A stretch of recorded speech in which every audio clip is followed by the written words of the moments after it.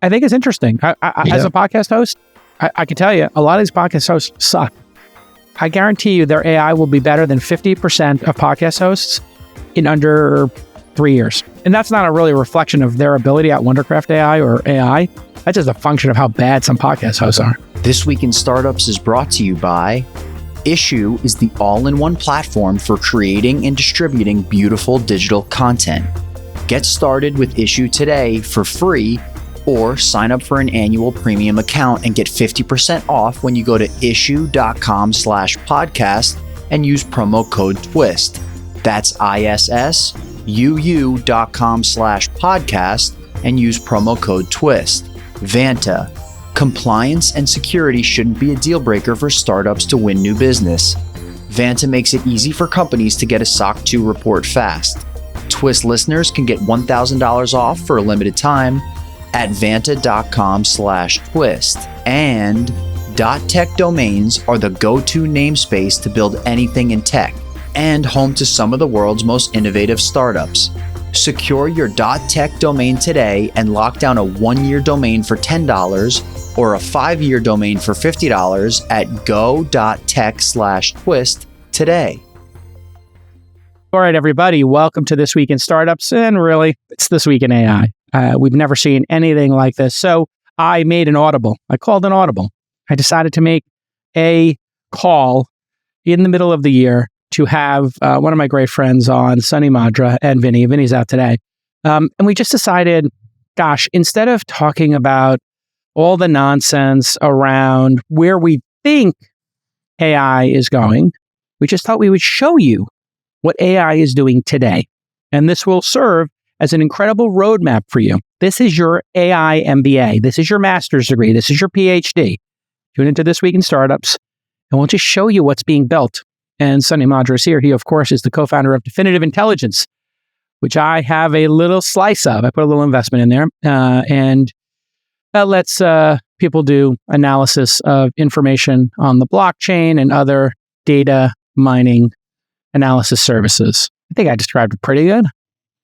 Your own personal data analyst. Your own personal data analyst. Ooh, this is a new mission statement. Updated, evolved. Okay, I like that. Your own personal data analyst. So we talked about this in ChatGPT 4. I don't know if it was maybe a month ago, 3 weeks ago. It felt like 3 years ago, but I think it was literally 3. You could upload a CSV and ask the data analyst at ChatGPT 4, hey, tell me about this file, and it would make charts and give you some analysis. So you're going to build the industrial strength version of that, or you're building the industrial strength version of that, yeah? Yeah, we already have it. ChatGPT is good if you have 100 megabytes of data. If you have terabytes or petabytes, then come talk to us. All right. So if you're screwing around, you can use the code interpreter on ChatGPT 4. I wouldn't even say screwing around if you're just doing something with small data. But if you're a big enterprise and you've got transactions for the last 20 years of your customers, that's going to be several terabytes or even approaching petabytes for you, and you need to use a different set of tools. Big news. ChatGPT launched their iOS app, which really does change your behavior. I have been trying to get, I had this weird thing. I realized mobile Chrome does not let you set the default browser. I didn't know why that's the case. I guess Chrome is getting greedy. Google's getting greedy. Safari's getting greedy. They want to own that real estate. I like to set my homepage up at what I want it to be. But this is now, I'm going to just stop using browsers. I'm just going to go straight to the ChatGPT 4 app, and Code Interpreter is now built into it. So did you download the app? And I had the app, by the way, like 3 months ago. They put me in the test flight. You were on the test flight, yeah. Yeah, and it was single use. Now it seems like they're trying to get parity between the web experience and the app experience. It's not perfect yet, but it's getting there. Yeah, and it doesn't have all the advanced features like some of the stuff that we've been demoing. But what I found interesting is they did do like a home screen widget. So I think that's what you were looking for at one point, right, JCal? And so you can, with the latest one, you can make it a home screen widget. So you can just push something on your home screen and it pops up and you can ask your question.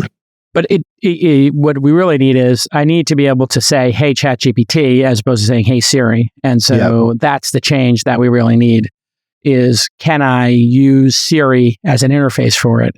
And why do I need to use Siri for it? I guess maybe on an Android phone, I could do that because Android lets you integrate into the operating system a little bit deeper than iOS does.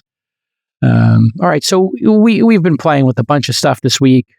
Big conversations all over the internet about regulation. We'll talk about that in a bit.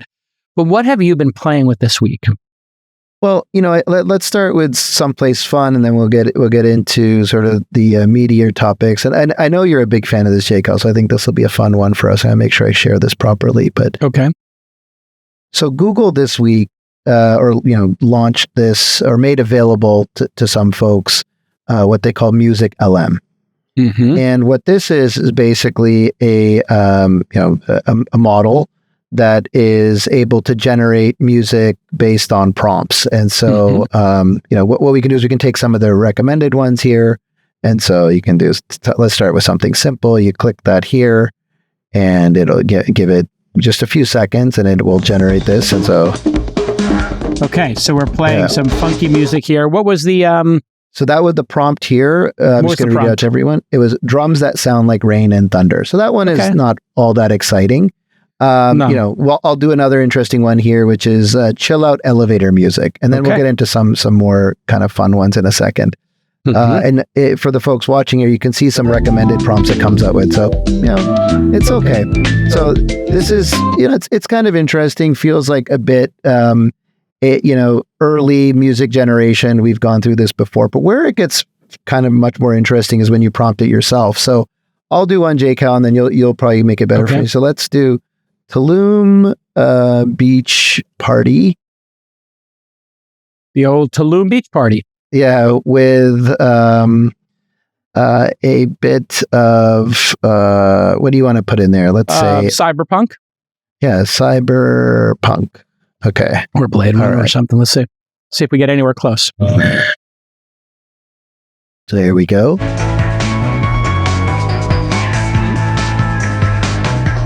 Maybe I heard some cyberpunk in there. Yeah.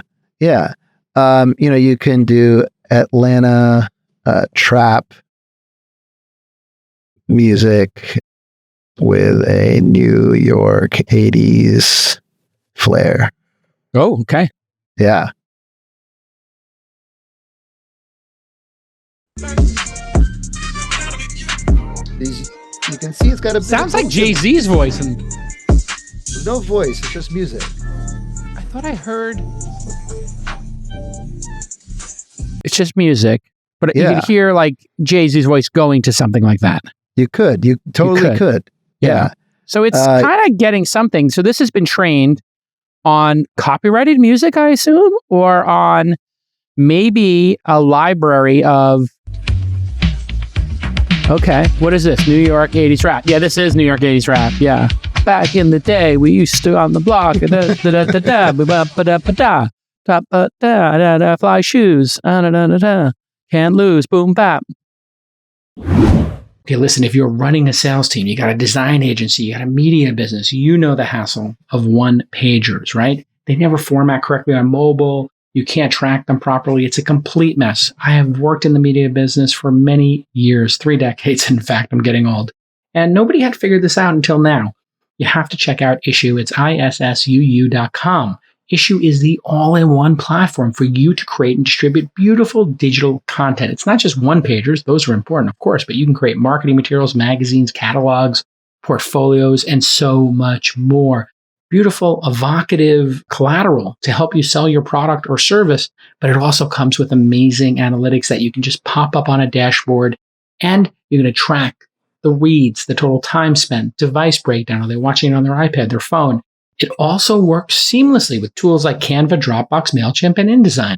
Having a trackable magazine, if you want to level up your marketing needs, you need to use Issuu. So get started for free or get 50% off an annual premium plan at issuu.com/podcast and use the promo code TWIST. That's issuu.com/podcast and use that promo code TWIST so they know I sent you for your free starter account or 50% off an annual premium plan.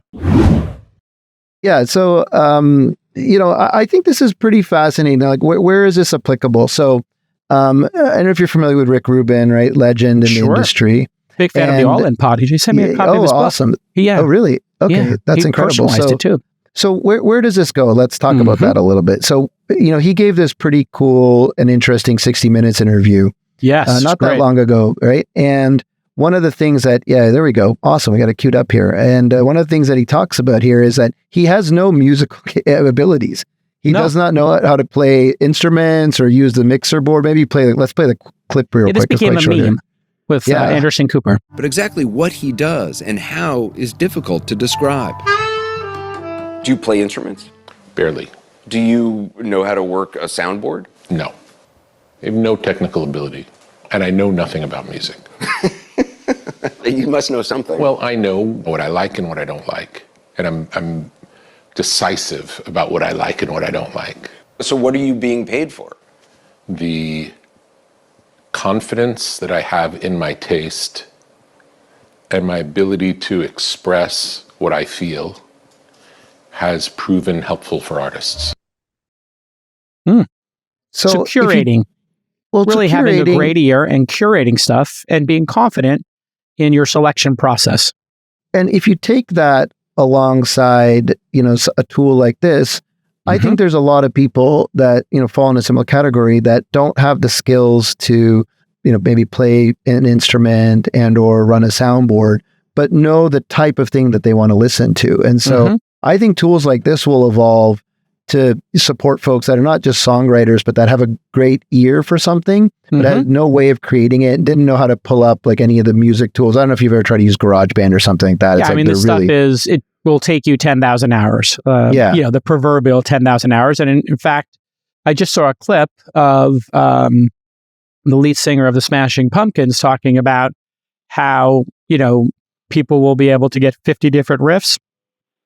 And instead of having to spend a decade or two in their parents' basement, like he did, finding interesting ones, they'll be able to just do that with the software, and it will still be a selection process. So you're defending creativity in this process. I'm wondering, this also was a copyright, there was a copyright hearing last week that kind of went unnoticed, where people are just talking about who gets the rights to this. So did Google say how they trained this? Did they find stock music, which is available royalty-free? And so what that means is somebody creates a beat based upon what beats in the 80s were like, but they don't copy anybody specifically. They just copy the genre, and then they put it available in a thing like Splice, or there's a couple of other places you can buy beats that are royalty-free. You can put it into any song. You don't have to pay a royalty. You don't even have to give credit. So I'm wondering how Google trained this, because Google is smart enough to know that they should not train this on Spotify or something. So did they? Yeah. So I think Nick is sharing the same thing here. I think it's trained on samples from YouTube. Which is a very fascinating thing, because they know what's copyrighted in YouTube. Obviously, they do a ton of work around that. Jason, you've talked about that a lot. Yep. And then they have a bunch of stuff that is just done organically and people are creating. That's what, YouTube has so much content on it now. If you're a creator and you've created a beat, it's been uploaded there.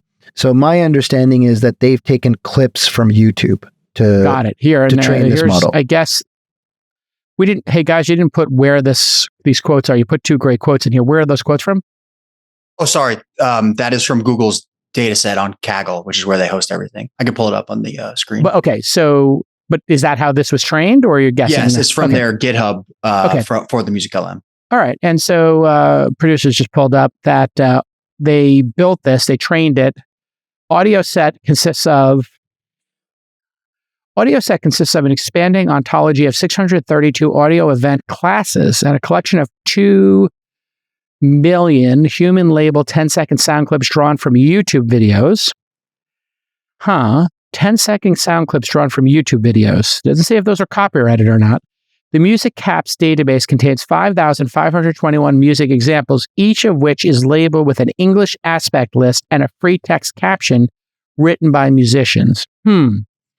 So if those 2 million human labeled clips were of copyrighted content, I think there's a copyright claim here. Maybe they're saying they're only using such a small amount of it.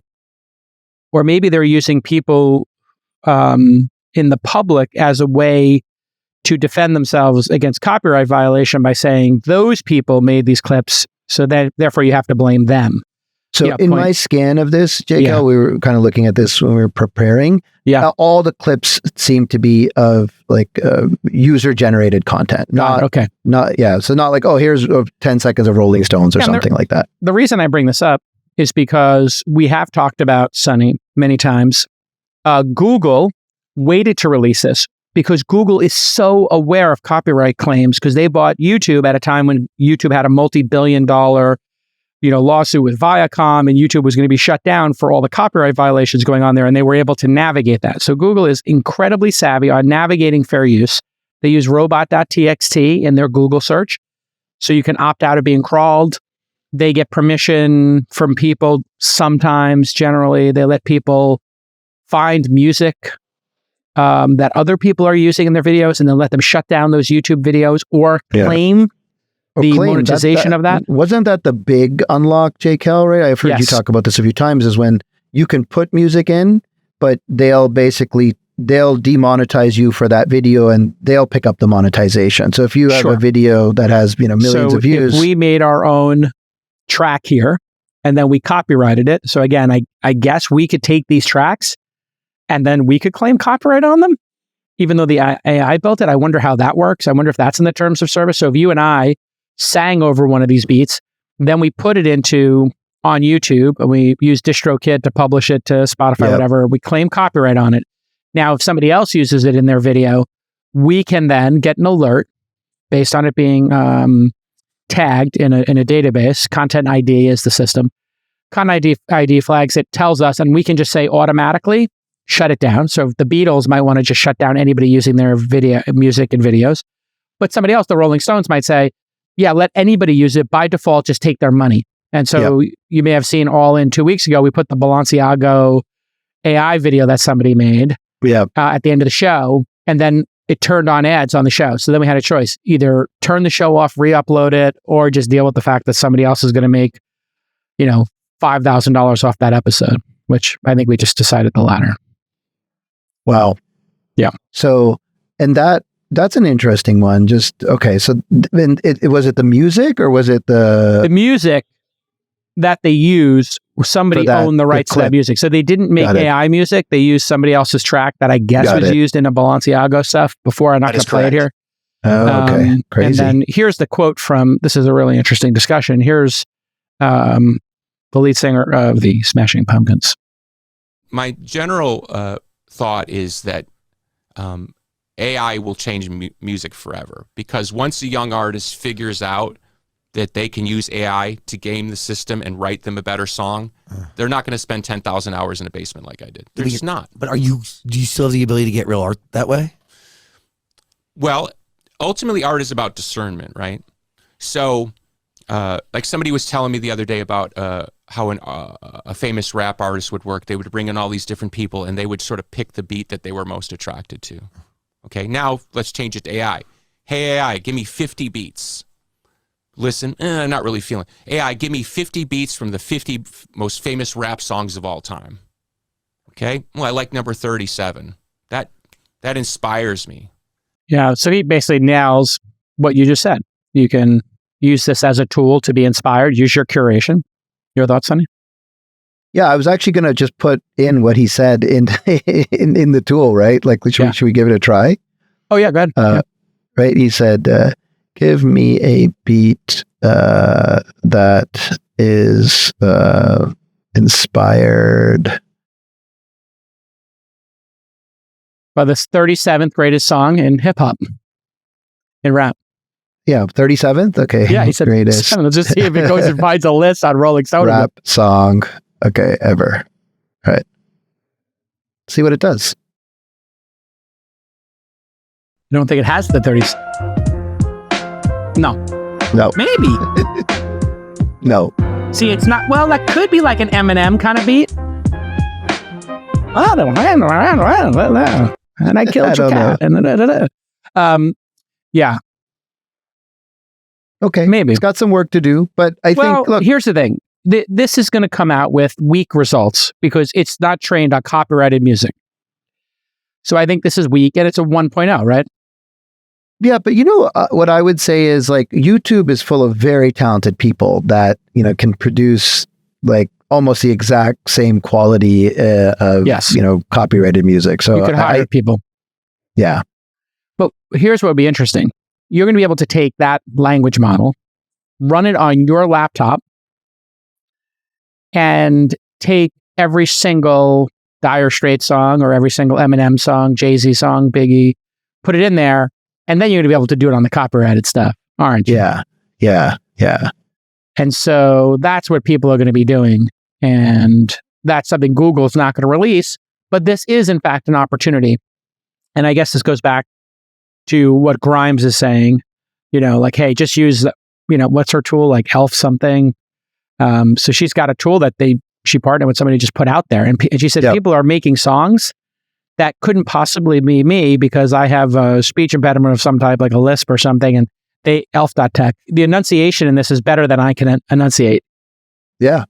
I think one got published, right? Just last week. I think it did. Yeah. And so shout out to .tech, our new sponsor here for elf.tech with Grimes. I wonder if Grimes secured a bag for using .tech.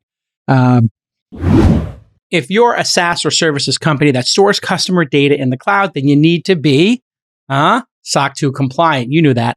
From a third party, and you need that third party to close big deals. And if you want to get compliant easier and faster, you need to use Vanta, V-A-N-T-A. Vanta makes it so easy for you to get and renew your SOC 2. On average, Vanta customers are SOC 2 compliant in just 2 to 4 weeks. Compare that to 3 to 5 months without Vanta. And Vanta can save you hundreds of hours of manual work and up to 85% of compliance costs. This is a total no-brainer. And Vanta does more than just SOC 2 compliance. They also automate up to 90% compliance for GDPR, HIPAA, and more. You can't afford to lose out on major customers. We all know that. Listen, it's a hard year. Last year was hard. You can't lose those major customers because you don't have your compliance dialed in. Just work with Vanta. Get your compliance automated and tight is right. Lock down those big deals. Here's the best part. Vanta is going to give you $1,000 off. That's 10 hundies. Get $1,000 off at vanta.com/twist. That's vanta.com/twist for $1,000 off your SOC 2. Very, very interesting moment in time. How would people tell, I guess, is the question, where this came from? Because it's not giving you sources. And this is the thing I think all these AIs need to do. And I think this is where the legal issue is going to come into play. Again, I don't want to obsess over legal stuff. But either you regulate yourself or you get regulated. That's the nature of business, of life. If these people don't show their work, and it would be possible to show, here's what the AI, here is some of the source material the AI used to make this beat. It is possible to do that. It is possible, right? Like it is like taking bits of it, but it may be, several bits, maybe, and it's all possible. Yes. And I think that's where we're probably going to have to head towards, because the black box nature, that's also very much on the closed side of things. And I what I anticipate is, as we move to the more open models, JCal, what we'll see is those ones will have the kind of references baked into them. So people will want to see where it came from. And that'll force the folks that are doing it in the closed. I also think the challenge is for, and this is interesting because it came up earlier today in terms of, I think a lot of folks let me try to find this link, but talking about like what these models have been trained on. And I'm going to try to find this link as we're just talking about it here and send it to the guys. But like, there is a really interesting share here that people talked about what the training set was. And one of the things included the Enron emails for many of the models. Like, so there's a big open source set from, back in the late 90s, 2000 era. Yeah. So that got dumped. There's no copyright claim. Dumped. Yeah. It's just in the open. Because of the lawsuit, right? Yeah. Because of the lawsuit. Yep. But each of those individuals, I wonder who owns the copyright to those emails. It's not public domain. It would be Enron's IP. Yeah, here it is. There's no Enron left to sue. So I guess, in order to have, this is a really edge legal case. It's sort of interesting to me, but not anybody else. The interesting thing is, in order to, you have to have somebody bring the case. And there's nobody to bring the case for the Enron emails. When a company goes out of business, it's like, who's going to defend, You have to find who owns that copyright. There is nobody who owns that copyright. There might be a shell company somewhere that does, which is super interesting. But so, Grimes, here's a chart. What is this chart? So this shows let me read this for the folks listening. What's in the pile data set from AI Euler that is being used to train a lot of the open LLMs, right? The following chart analyzes the tokens in the test set. There are 22 sets in pile from sources like Wikipedia, GitHub, Books3, etc. And, if we kind of zoom in here, you see at the bottom, it's Enron emails. So there's like 600,000 Enron emails in the training set. Yeah. Also, Hacker News is in there. I guess that must be open sourced. And there's YouTube subtitles. Now, that's interesting. I don't see Twitter in here. Yeah. I do see Stack Exchange, which didn't give their permission, I'm sure. So that's an issue. PubMed extracts, somebody probably owns that. So this is really interesting. We're going to have data sets. The reason AI is going so well is the data sets, right? And the combined with the hardware, combined with the software. You take out one of those, it's kind of could narrow the success of this, correct?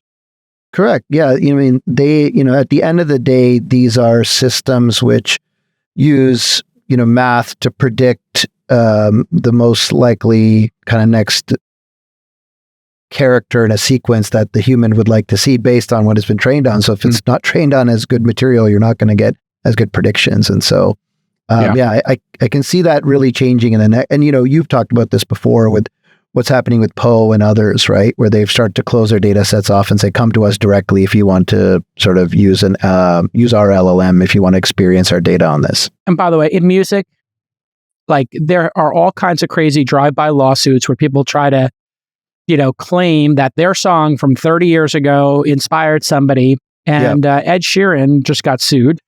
Yeah, he decided to take it to the mat. Usually these things settle out of court. Sometimes people do actually steal people's beats and they settle with them. Other times, people are using chord progressions, G, C, D, C, F, G, whatever, G, whatever. They're just chord progressions that are obvious. And that exist in many songs. Here's Ed Sheeran explaining this.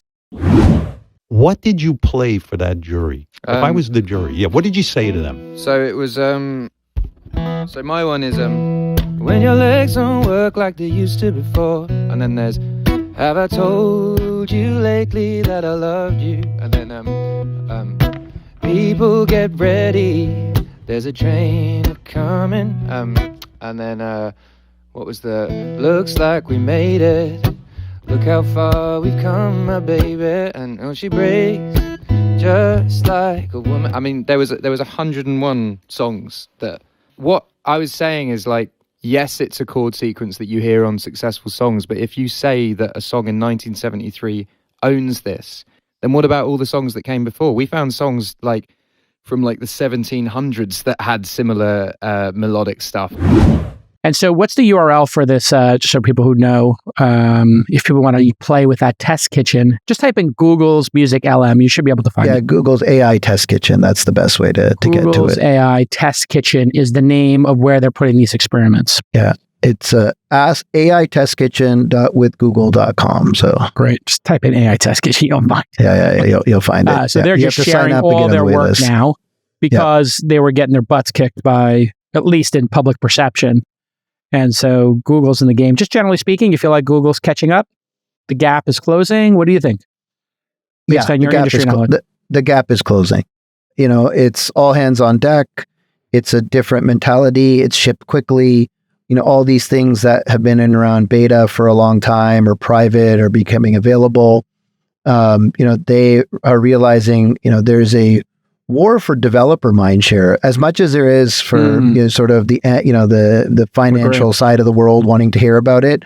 The developer mindshare is really important. So they've really started to make a big push in terms of engaging with developers and making the tools available so people can play with them and see them. So that's been a distinct shift in the last I would say even 30 to 90 days. Yeah, this Hugging Face .co just keeps coming up over and over and over again, having I guess won some amount of just getting in early and being a place where developers can find the latest stuff. But what do we got next? Okay, so we're going to look at AssemblyAI. I thought this one was really, really interesting. Okay. They do a very interesting job. You can basically, so if we just I'm going to go to a different window for a quick second because one's in progress. So you show up and basically you can drop in a URL for anything with a transcript. So what I did was, because it's a good discussion point, I took last week's All In Pod. Okay. I dropped in the URL. It does a transcription itself. And here's a transcript on the left.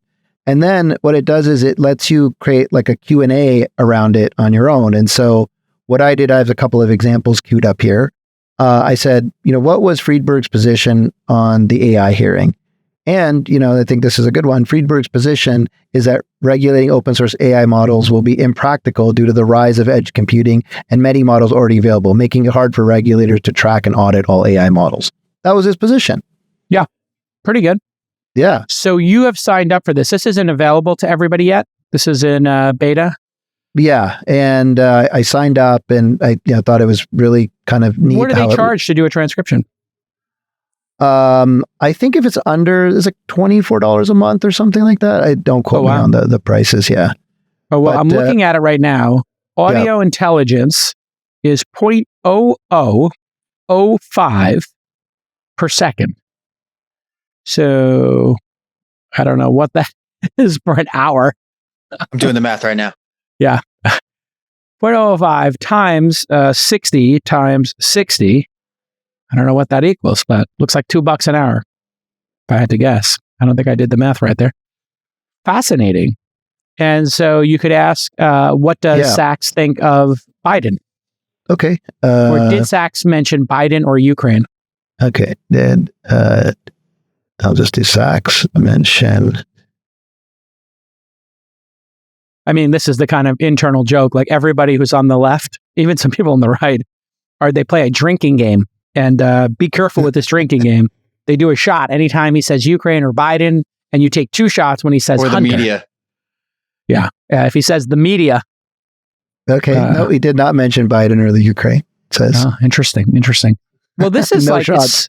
I'll tell you what's interesting is sometime around last year, maybe 18 months ago, people started contacting us saying, hey, we can do all of This Week in Startups, all in. We'll just transcribe everything. And I was talking to Nick about like, hey, I would like to do this for all 1,700 episodes of This Week in Startups. And we had budgeted originally like $500 per episode to have human transcription. Then machine transcription was like $150 an episode. Plus we wanted to clean it up, put the people's names in it. And thank God we didn't do it because we started this process of doing like 10 episodes and looking at the results. And now I think this is all going to get so good that even doing it is a waste of time, because it's going to be built into every app. In other words, when you're on YouTube, the transcript is going to be so rich and great on YouTube. I don't know if we should even publish one. Does that make sense? Like, I feel like this is going to go from 80% to 99% in the next 6 months in terms of fidelity. Yeah. So I'm just, for anyone that's watching, I'm basically went to assemblyai.com/playground-v2. And all you have to do, go here, drop the link. I won't do this again. And basically you're off processing it. I did another kind of quick summary from here. I said, does it know the people? How does it know the people and separate different people? Because that is what, like, we had a service called Temi, T-E-M-I, that we were using for a while. Mm-hmm. We'd use Descript. And I think we have to identify the people's names. Is that correct, producer Nick? Yes. Descript is the best one they actually can identify different voices, and then you just name the voices. So they identify them and you tag them basically. Got it. But it does it automatically. It's pretty great. Yeah, I think there should be a thing at the beginning of podcasts when you're doing this where you say, hi, this is Jason Calacanis. My Twitter handle is twitter.com/Jason. My website is calacanis.com. And then so if everybody did something like that, Nick, at the beginning of a podcast, Sunny, then when you run it through these, it would just go find you, and then it would add to the signature, hey, if you ever hear this voice again, attribute it to these 2 URLs. It's like the new robots.txt. Yeah, it would be like just a way of defining over and over again who somebody is. I have to say, just in my time working here, I started here in 2019, at the beginning of 2019, the auto transcription world has completely changed. It's gone from like $1 a minute to like this last one was what, $2 for an hour and a half of all in. It went literally from $100 an hour to $2 an hour. You're exactly right, because it used to be Rev. Remember, Rev.com was the original, and they would do human transcription. That was their big thing, and it was $1 a minute. Then Temi came out, but they were, not perfect. And now it's Descript, and they do every single thing for you, and it's a monthly. They don't even charge you on a per transcription basis. It's just a monthly charge. Crazy. And then the use of these transcripts is something I've got to get the legality around. What I want to do, there's somebody who can do this for me. I don't know if we can hire a developer to do this for This Week in Startups. I would like to just take the entire This Week in Startups corpus and normalize it and publish it to Coda, Notion, publish it to the web. And then I've got a great firm that you should work with, a small, like AI focused law firm. We should I can connect you. Yeah. Well, I don't want to sue anybody. I just want to create my own website. No, but I thought you said you wanted the legality around it, so they'll help you with that. No. I mean, the legality, what I want to be able to do is come up with a license, kind of like Grimes did, where I'd let people come up with a license that is, if you can do whatever you want with the archive, as long as you link back to the show page, and it's non-commercial.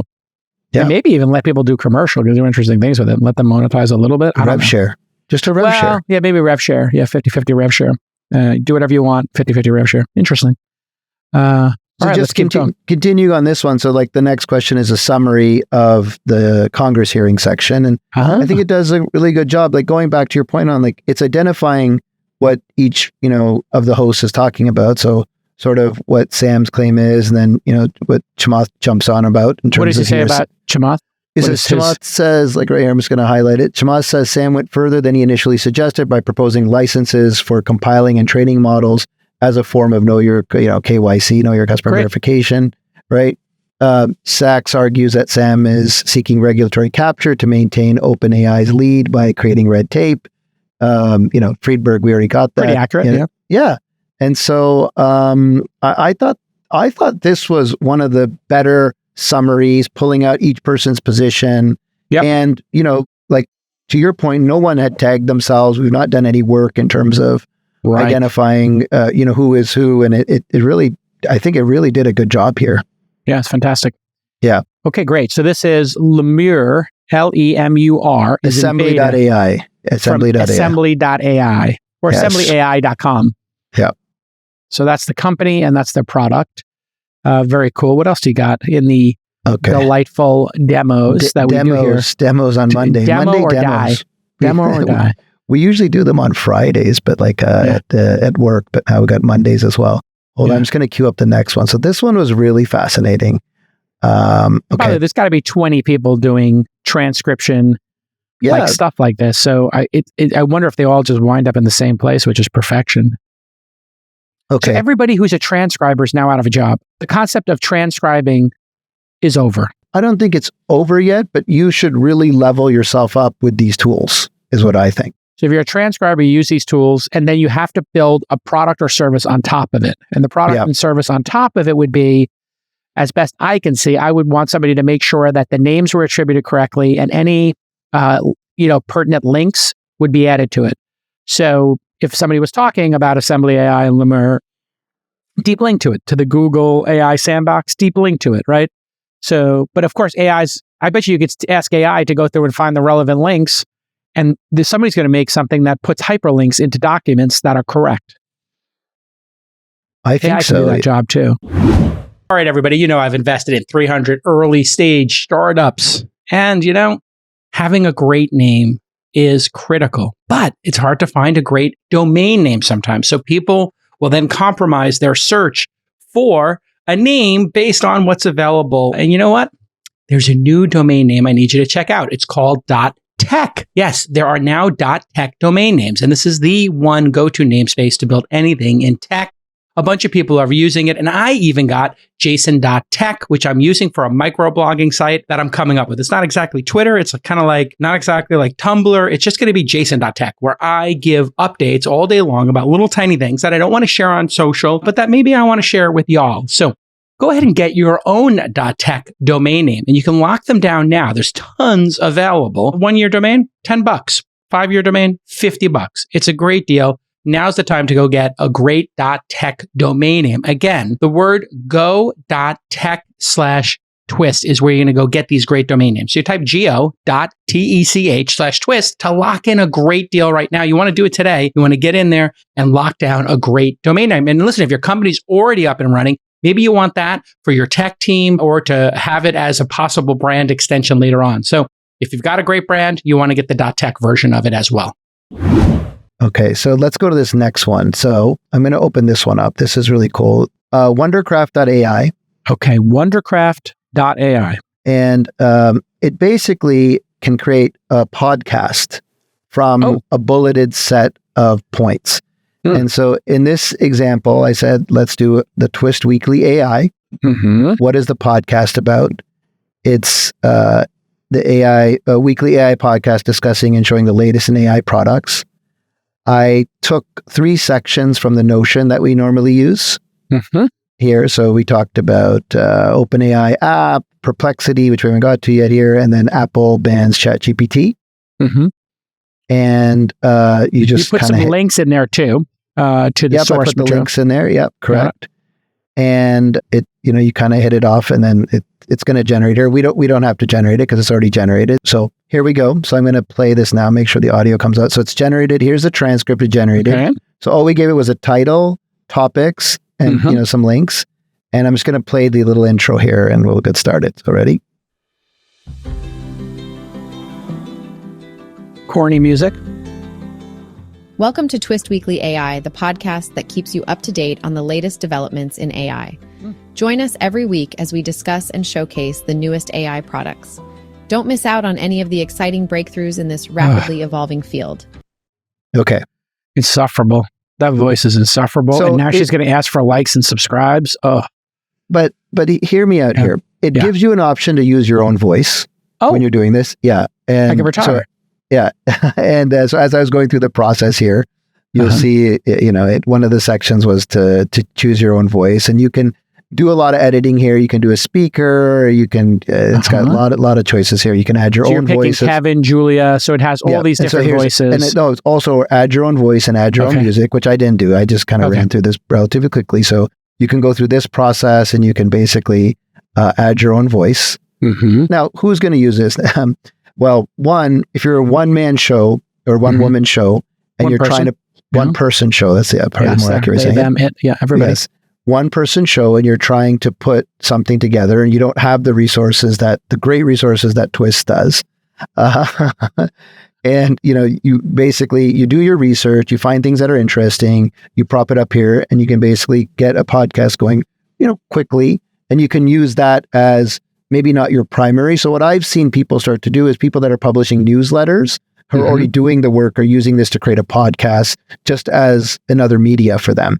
And then you can imagine if you're an enterprise, you got something interesting you want to talk about, so you can do that in there. So I'll pause there because this one probably strikes closer to home for you guys. So I'll let you react. Yeah, I mean, like many things, you want the human's actual reaction. We talked about Rick Rubin and his reaction to stuff and his taste. So what this doesn't have is taste. It doesn't have comedic impact. It doesn't have the surprise, the banter that you and I would have. Now, how much of people tuning into this is for the banter and the personality? I would argue significant. How much of is it for the news value and the information?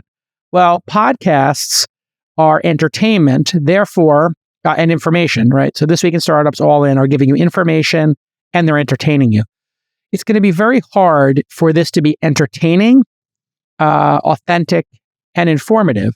But I could see this working really well if it was just reading you stock quotes, headlines, etc.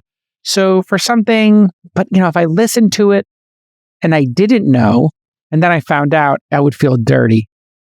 I would feel like I'd been tricked. So maybe that's just a short-term thing. Maybe an AI personality is the future, and there'll be some version where this Joe Rogan, and we talked about this before, if I could have, I don't know, I'm trying to pick somebody who's no longer with us, Johnny Carson, and I could have Johnny Carson interview Jesus Christ, or Johnny Carson interview, I don't know, somebody who's died recently who's an incredible artist, but, Howard Stern, live on forever.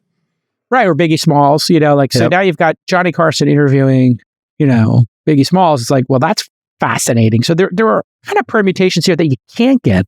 Yep. But I do wonder how soon it will be before these are witty and entertaining. Can an AI entertain you? And do you authentically want to be entertained by an AI is, I think, where we're going to get to. So if the AI made you laugh, there's a level of, can it provide information that's accurate? And we all agree it's on the road to being accurate, right? But it's still delusional sometimes, and hallucinations and, whatever. So, and then the next step is, can it actually be entertaining, and can you bond with the personality? And I think that's what the movie Her was about, is can you cross that uncanny valley in which you could fall in love with? And listen, people fall in love with podcast hosts. They love listening to the show. They use that word love. Could you fall in love with this artificial podcast host? Of course you could. And so will that happen? Of course. And will we be competing against, I don't know, of the top 100 in 10 years, will 5 or 10 of them be virtual? Sure. Why not? It's completely possible. I actually don't feel, I feel like there's an artist out there who can there'll be an auto GPT, or what do they call it? Baby GPT? Auto baby, there's a few of them now, right? Yeah.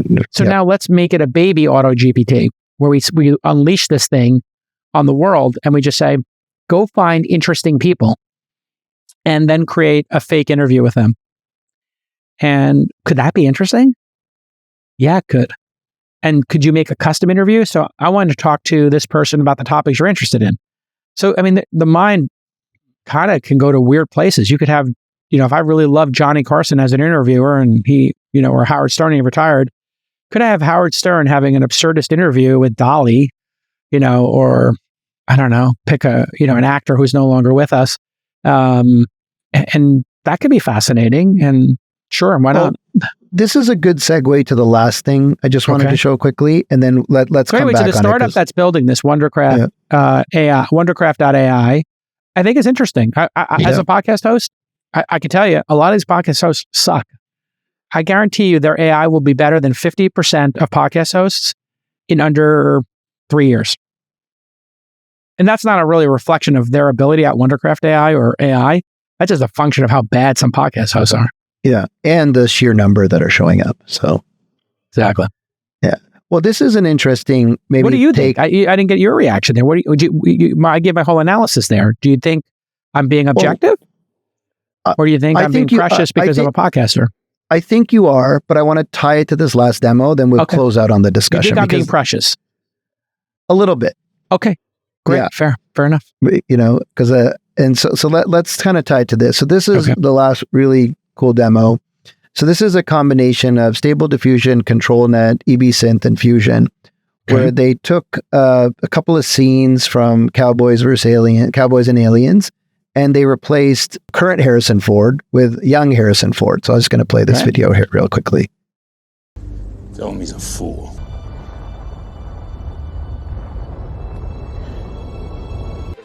Don't you remember me, boy?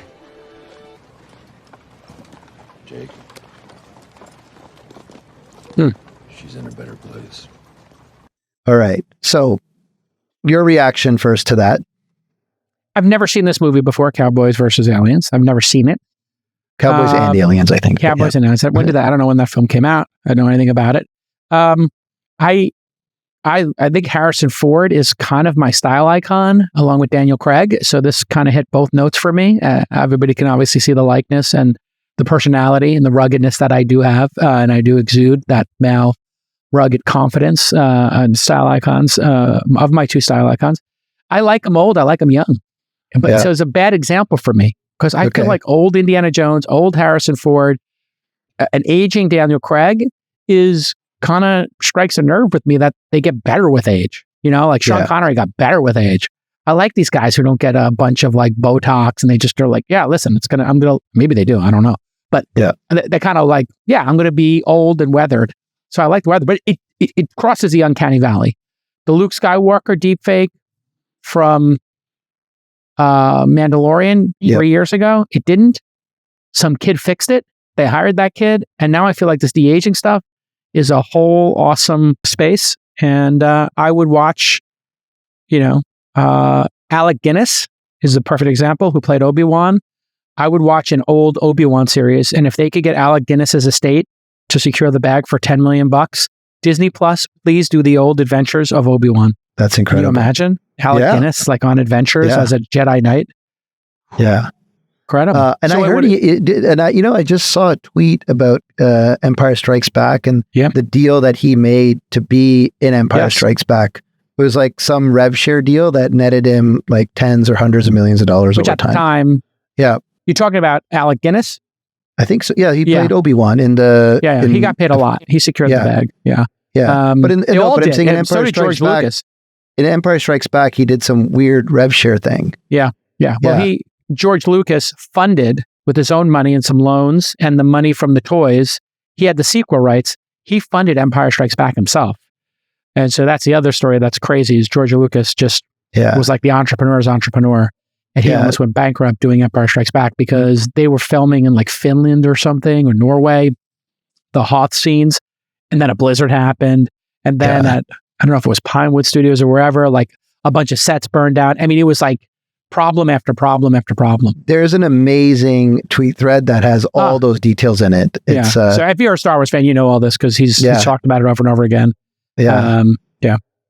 And I didn't realize, but like Luke Skywalker got injured. That's why some of his he got in a motorcycle accident. Yeah. And that's why the incredible. Tauntaun scene, he gets his face ripped by the Tauntaun.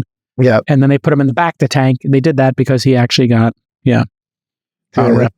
Yeah. So this was a deal. So I think it was Alec Guinness, right? Half a day. Shot half a day and was paid, quarter point of the film's gross. Yum skis. Yum skis. All right. Okay. Coming back to it, just kind of closing out on your question. So I think there's a couple of different ways to think about it. I think one, we always want to be able to produce more content and we're not capable. Going back to the sort of the music example. So I think giving people the ability to create more podcasts is excellent. I think where the technology has to come together is like what I really like to see is a combination of what we just saw with the Harrison Ford piece combined with a generative AI where someone can take the style, and we've seen that in the music ones that we've seen, like the AI Drake, where the underlying music and the tempo and the beat is done by someone else and then the voice is replaced. Now, if those two things can sort of come together where someone can understand the style of JCal and then, you're willing to do the revenue share and say, hey, I would really like JCal to be my world's greatest moderator of my podcast. And, he doesn't have the time to do it, but he's willing to do it through sort of what you talked about, like through his voice. He's made it available through a platform that he has, and it understands all the inflections and it has like a way of coming up with unique and interesting questions. I think that would be really great. I think that would be sort of, and I feel like we'll get there sooner than 3 years, where someone will take all the nuances that you've put together in the, hundreds of episodes. It's got to be more than that. It's got to be thousands of episodes that you have. 1,700 episodes. 1,700 episodes. And it can come up with sort of all the uniqueness of JCal as a moderator. Love it. And that's what, we'd love to see that. If you're doing something like that, we'd love to demo that. Tell me what you think about this Harrison Ford clip and then me being precious about it. Like, do you actually think that these things will replace podcasters? I said, like, I could see in 3 years, it would be these folks at Wondercraft AI or another, or even like a generic model, or you could roll your own, would be able to make a host that's better than 50% of hosts. But I don't think they're going to ever replace the top 25% or top 10%. I think if you're in the top 10%, you're a virtuoso. You're just so good at it that you're not going to be replaced. But maybe there'll be an AI that could crack into the top 10, but I don't think you replace the top 10%. What do you think? Yeah, I sort of think of content as this like pyramid, and at the top, it's like you said, it's the folks that have really, tuned into the craft and put the work in. And then sort of, at the bottom of the pyramid, you have everything else. I think there'll be a lot more at the bottom, but I do think we'll see something crack into maybe not the top of the pyramid, but just below that, where we're comfortable. The cost base is more affordable for someone that wants to listen to it. And so I don't think you're being precious, but I think I really like what you said earlier. You should embrace this and you should kind of lead the charge and say, hey, let's create, the world's greatest moderator as an AI for podcasting that can be there to moderate your pods. If you kind of led that as a charge, I think then, then you're not being precious about it. I give permission right now. Somebody can train an AI and make me as the world's greatest moderator, and you can make the JCal AI. Totally cool with it. And as an experiment, non-commercial experiment, whatever, we'll see where it goes. And people can then create me interviewing Jesus Christ. I mean, I think that's what that's the benchmark. You got to have me interviewing Jesus H. Christ, or who would be another historical figure. Well, I mean, I don't think the Jesus Christ is maybe a bit more difficult, but yeah, you don't have video of Jesus how about Christ. You doing Steve Jobs. There's a great video of you and Steve Jobs. But there's a great video of me and Steve Jobs interacting. Right. Yeah, do me interviewing Steve on the program. Like you and Jesus. No. Well, that's kind of like Steve Jobs is tech Jesus. So have me interviewing. Okay. Whoever makes the best version of this, I will give a ticket, a VIP ticket. I'll give Sunny's VIP ticket to All In Summit.